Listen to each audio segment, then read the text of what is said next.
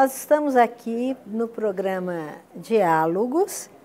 Eu sou a professora Estela Mares Bortoni, da Faculdade de Educação da UNB e com formação em letras, sou linguista.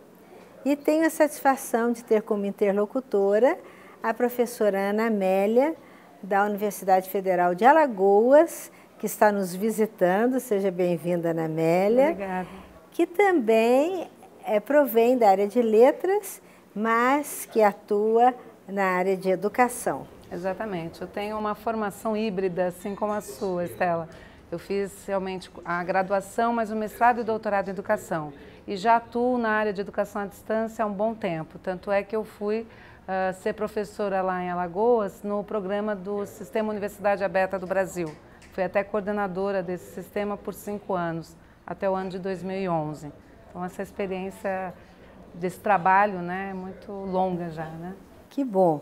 E eu acho que se nós estamos aqui para falar um pouco sobre futuro, um tema que lhe é familiar e a mim também, é a questão do letramento, não é?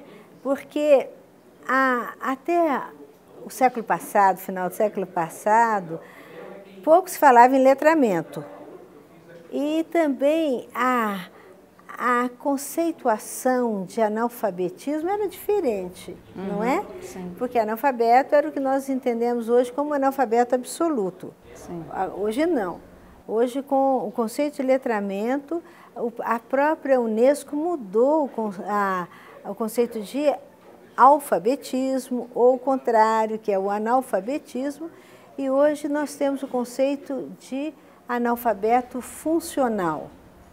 Eu venho de um estado que os índices são bastante complexos sobre essa questão do analfabetismo funcional. E trabalhando numa área de educação à distância, as pessoas dizem, não parece um pouco ambivalente falar de uma formação que você teria que usar os recursos informatizados? Então nós temos trabalhado numa perspectiva do letramento digital. Porque hoje, qualquer lugar que você vai, você tem que estar diante de interfaces, né? Você vai retirar um dinheiro no banco, você vai fazer qualquer reserva. Então, as pessoas precisam estar. Então, isso tem facilitado o trabalho dessa inclusão dos cidadãos nessa sociedade totalmente letrada, né? Então, as próprias tecnologias, porque, por exemplo, o celular, o uso do celular. Até há pouco tempo atrás, ninguém tinha celular. Hoje, qualquer pessoa faz uso dessa tecnologia. Então, nós temos feito vários estudos, pesquisas nessa área da relação entre o aprendizado, do uso dessas tecnologias e de um apoderamento para um letramento mais geral das pessoas. É interessante você falar em celular, porque houve uma expansão muito rápida do uso do celular no Brasil. E o mais interessante é que o celular é hoje um recurso para as pessoas escreverem. Não é incrível? Porque havia uma ideia no final do século passado, século XX, início deste século, de que nós estaríamos perdendo os hábitos de escrita. É verdade. Não é? Mas com o advento da internet em grande escala, e especialmente com o uso dos celulares para que as pessoas pudessem se comunicar por meio de mensagens escritas, os SMS, o que é que nós vemos? Um renascimento da escrita, uma escrita muito peculiar. É verdade. Não é? Essa é uma escrita que por isso que a escola tem há um movimento meio de não adesão a isso. Até um projeto, parece que de lei, que estão querendo votar na Bahia, se não me engano, do não uso do celular nas escolas, né? Da proibição do ingresso dessa tecnologia. E como você mesmo bem lembrou, o uso do CMS. Tem até uma historinha que diz, em tempo de WhatsApp e de mensagens eletrônicas, dar uma ligação telefônica é um ato de amor, né? Porque hoje todo mundo está o tempo todo passando essas mensagens. Então, o que nós temos trabalhado com os estudantes nos níveis de graduação, formando os licenciados, os mestrandos, os doutorandos? As pesquisas, a gente tem direcionado mais ou menos que usos pedagógicos nós podemos fazer desses instrumentos. E que linguagens são essas? Até a professora Roxane Rojo tem um livro sobre multiletramentos na escola. Multiletramentos na escola. Que é muito interessante. Você conhece? Meus alunos vêm lendo, eu mesma venho lendo, meus doutorandos vêm lendo, que é muito bom. Ela esteve aqui conosco semana passada para uma banca. Ah, que legal. Eu tenho trabalhado muito com esse livro da professora e com as experiências, como ela traz com o uso do blog, a produção de microcontos, né? Porque todos nós gostamos de contar uma história. Né? Faz parte do ser humano, né? Ser um contador de história. E por isso que essas mensagens, as pessoas ficam contando essas micro-histórias nos seus celulares. Então, para a gente trabalhar essa produção, essa possibilidade, tem que passar, antes de tudo, pelo letramento, seja ele, e depois a gente passa para o letramento digital. Há quem diga que o letramento digital vai favorecer ao letramento para aquele tradicional que se imaginava da leitura dos livros, das histórias, etc. Que eu acho que justamente combinar essas multifacetas que a Roxane, com os seus estudantes e grupo de pesquisa, nos mostra de uma forma brilhante, né? Eu fico muito satisfeita de saber que vocês estão nessa linha lá em Alagoas. Lá nas Alagoas, né? Na região nordeste. A terra do Teotônio Vilela, né? Isso, maravilha. E de Graciliano Ramos. E de Graciliano Ramos, isso mesmo. Eu fico muito satisfeita porque muitas pessoas, quando eu sou entrevistada, eu tenho a oportunidade de falar para a imprensa ou para colegas e professores, muitas pessoas me perguntam se o celular não é uma forma, não é um recurso que veio atrapalhar a própria internet, se ela não veio atrapalhar. Que agora a garotada, principalmente, mas nós também, escrevemos muito na internet muito rapidamente. E com isso escrevemos usando internetês e outros recursos que usamos simplificações, abreviaturas, etc. Eu sou uma entusiasta. Entusiasta, essa a palavra é essa. Obrigada, a palavra é essa. Sou entusiasta desses recursos digitais. E por aí eu acho também que o letramento digital não seria assim um luxo acrescentar. Não. Ele é uma necessidade, porque hoje em dia nós vamos ver que o exercício do próprio letramento não prescinde da linguagem, necessariamente, da formação da linguagem escrita formal, aquela que a gente tinha na escola. Há outras formas de expressão. Há outras formas, assim como nós temos vários modos de falar, variedades linguísticas. Eu vivi isso na pele, porque imagina uma pessoa de São Paulo que vai para a região do Nordeste. Eu brincava com meus estudantes que eles tinham que algumas vezes fazer a tecla SAP, né? Porque o significante que eles me apresentavam, eu não produzia nenhum sentido porque eu desconhecia o significado. Então, essa relação de produção de significado, que é o papel da escola, né? Nós temos que dar condições desses jovens e pessoas que estão nos centros de formação de criarem produções de sentido. E essas produções, eu vejo narrativas sendo construídas com os outros instrumentos que levam para a literatura. Eu vou dar um exemplo típico: os meninos têm muita dificuldade de ler, não gostam de ler. E um dos grandes membros da Academia Brasileira de Letras, já falecido, o querido Ledo Ivo, ele é macioense. E ele tem uma obra que é maravilhosa, que chama Ninho de Cobras, que é um texto clássico, e que eu às vezes aconselho os alunos a fazerem a leitura, a conhecerem um pouco da sua própria história. E a partir de pequenos extratos a gente começa a produção.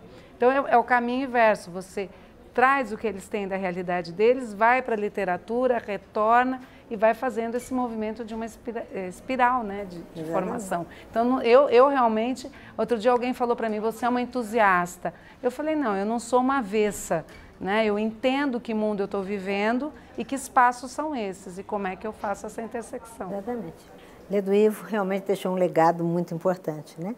Mas voltando então ao uso do celular ou mesmo da internet, é muito bom a gente perceber que hoje quase todo mundo faz uso de mensagens escritas no celular.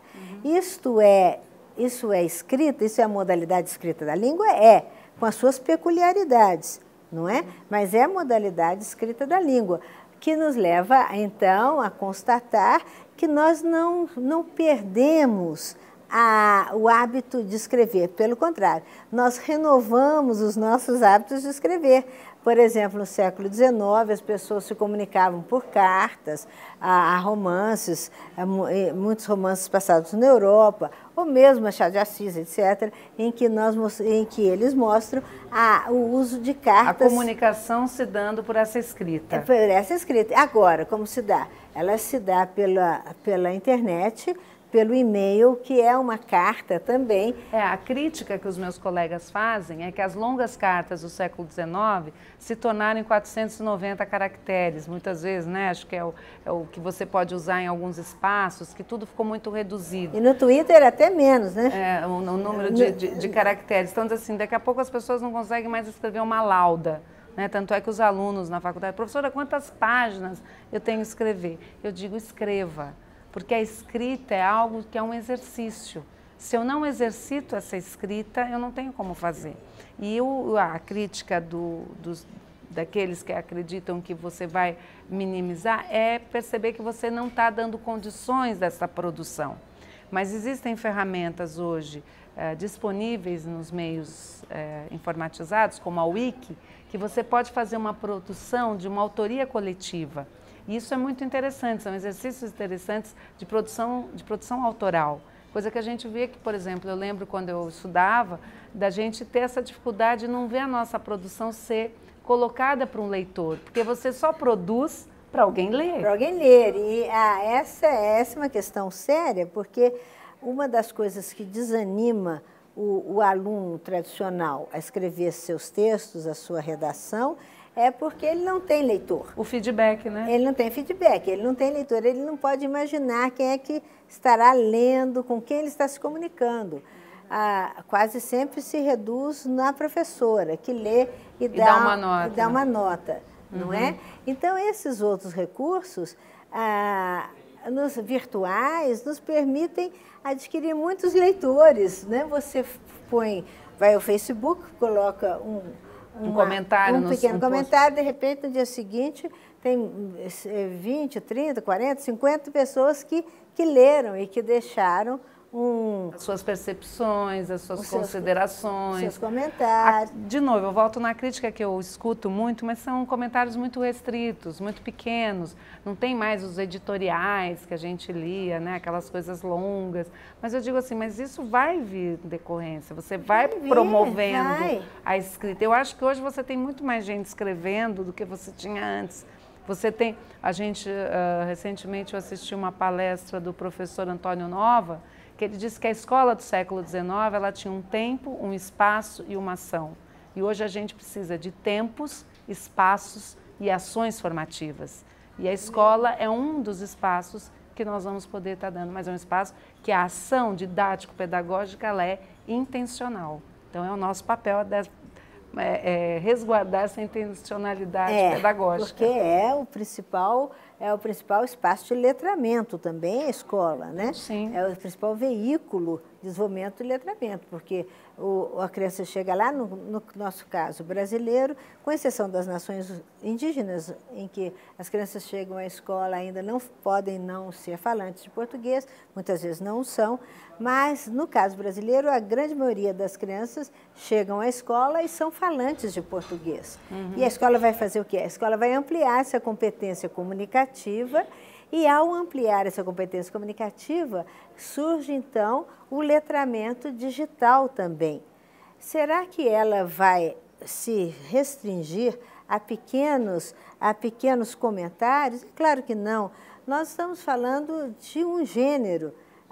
Os comentários na internet, o SMS, que é um gênero. Mas a partir dali, a própria vida,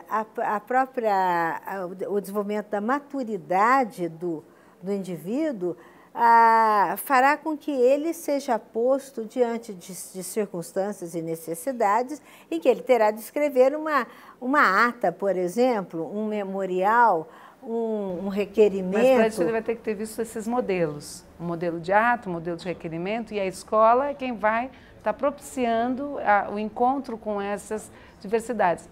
Os outros meios vão dar os espaços de ação de produção. Exato. É isso que eu digo. Eu preciso me sentir autor. Preciso né? se sentir autor e autora. Ser autora e tem de estar preparada para diante da demanda social, porque vai depender dos papéis sociais para os quais nós estamos preparando esses jovens, os jovens. E esses papéis sociais são muitos e numa sociedade complexa, numa sociedade tecnológica como a nossa, as exigências para o letramento vão ficando cada vez mais complexas também.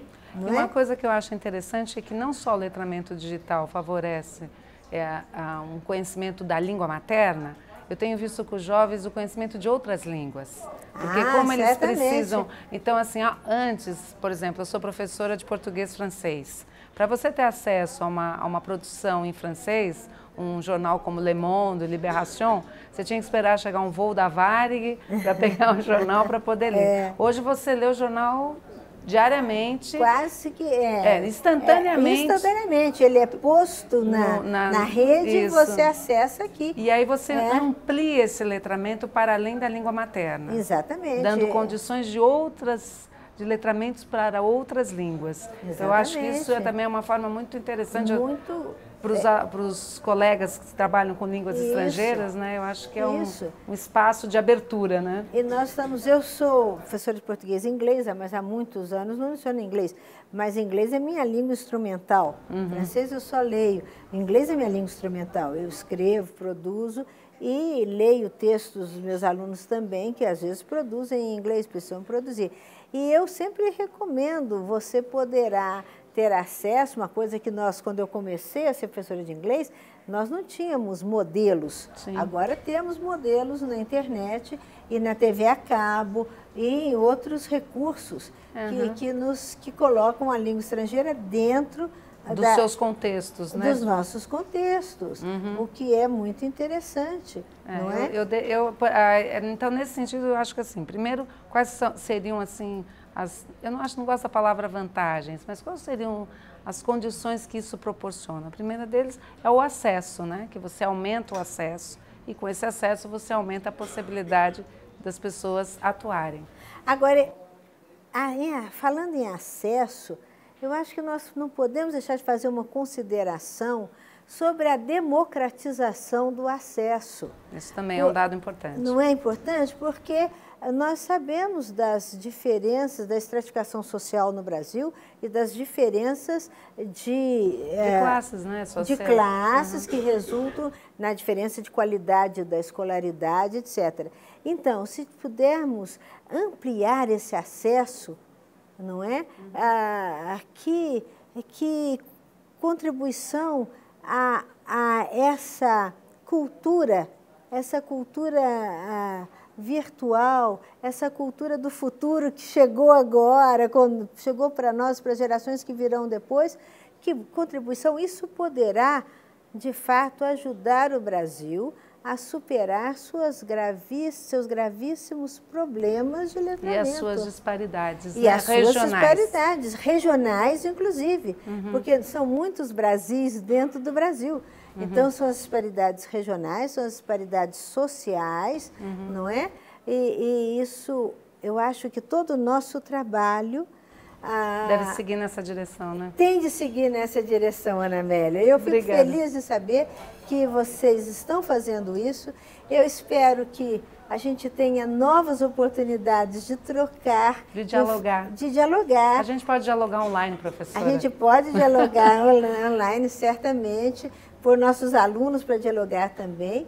E eu espero que tenhamos outras oportunidades, até mesmo aqui na UNB-TV, que tenhamos oportunidade de novos diálogos, conversando sobre letramento, conversando sobre o letramento digital, conversando sobre o analfabetismo funcional e todos esses problemas que afligem a sociedade brasileira, mas para os quais nós estamos vendo saídas. Nós estamos vendo janelas que se abrem. Ainda bem, não né? É? Obrigada. Muito obrigada pela sua conversa, pela sua disponibilidade de estar conosco. Venha sempre. Obrigada, professora, prometo.